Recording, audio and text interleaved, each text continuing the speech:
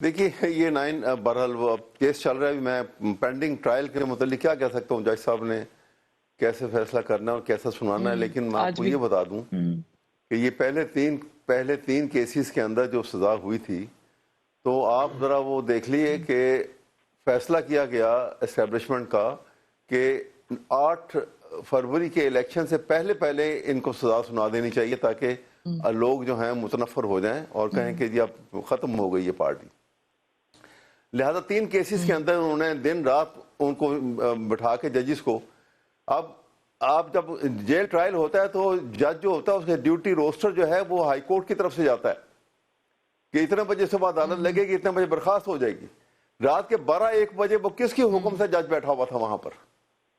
ये है इस बात का जवाब। पाकिस्तान में ये हो रहा है। ठीक। और वो तीनों जज साहबान ने दिन तो रात 12 बजे, 1 बजे, 1:30 बजे तक उसको सजा उनको सुना दी, अगरचे वो बरी हो गए बाद में तीनों के केसेस के अंदर। तो मैं कह रहा हूं कि जब ये निजाम इस तरह से खराब हुआ होगा, आप कह रही थी ठीक कैसे होगा, मैं बताता हूँ ठीक कैसे एग्जैक्टली होगा।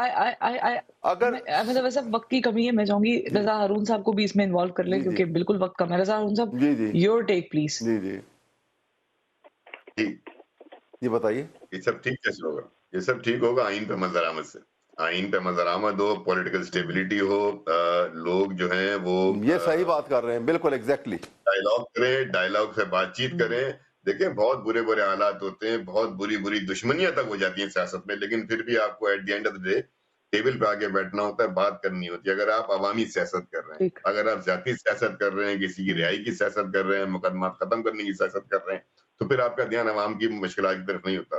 तो I would just say simply अगर एक एक पॉइंटर आपको चाहिए तो आइन पे दरामद हो, सियासी डायलॉग हो, सब लोग ठीक। मिलकर बैठे, सबसे पहले पॉलिटिकल स्टेबिलिटी लेकर आए ठीक। इस मुल्क में any how at any cost, और ये हमारे लीडरान कर सकते हैं। इन सब की कैपेसिटी है, ठीक। इंक्लूडिंग बानी ठीक। तहरीक इंसाफ। नहीं जी, आज तक तो देखें आप जितने भी केसेस बने, किसी में किसी को सजा ही नहीं हुई। और मैं तो सोच रही हूँ कि इतने सालों से हम लोग ऐसे ही वो अपना कल्ला फाड़ रहे थे और जो सब कुछ देखा, सब कुछ मैनेज हो जाता है। बस इस पर एक मुझे किस्सा पता चलता है कि वो एक बाबा जी के बेटे का जो मुकदमा है, वो 7 साल बाद जब मुकदमा सॉल्व हो गया तो उन्होंने जज को बोला जो कि अल्लाह तुम्हें थानेदार बनाए। तो उसने कहा क्यों? कह रहा है कि आज से 7 साल पहले थानेदार ने मुझे कहा था कि 5,000 का दे दो, मामला रफा दफा करवा देता हूँ। तो ये तो हाल है। तो मैं नहीं समझती, बाकी ये कि जिस तरीके से मसवदे और ये ड्राफ्ट बने नामुकम्मल से, मैं तो अब मैं नाम नहीं बताना चाहूंगी, मेरी मुलाकात हुई, कोई एमएनए थे पीपल्स पार्टी के, उन्होंने कहा शुक्र अल्हम्दुलिल्लाह कि मौलाना ने इस चीज को किया, हमें तो एक लफ्ज भी नहीं पता था इस मुसवदे का। मतलब मौलाना साहब ने वो कहा ना कि मैं मुसवदा पढ़ूंगा पहले, हमें तो पता ही नहीं था, बस कहा था कि आप लोगों ने हाँ करनी है। दूसरा, फिर आप बाकी साथियों के पास जाएंगे, मैं लास्ट में भूल गई, आप एक बात कर रही थी जो रजा भाई ने भी बोला कि IMF को खत लिखते हैं, ये भूल गए, गूगल कर ले, सबसे पहले बेनजीर साहिबा ने कहा था, उन्होंने नवाज शरीफ इस गवर्नमेंट को कि हम खत लिखेंगे कि ये इस गवर्नमेंट को यहाँ पर कर्जे नहीं देने।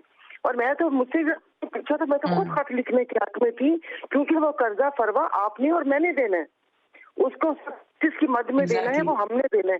तो अब हम इनके अयाशियों को इतनी दे सकते हैं ना कि ये दौरे करें और ब्यूरोक्रेसी को अरबों की वक्त की कमी है। सायरा बानो साहिबा, आपने बहुत ही जैसे कहते हैं समुद्र को कुएं में बंद कर दिया है।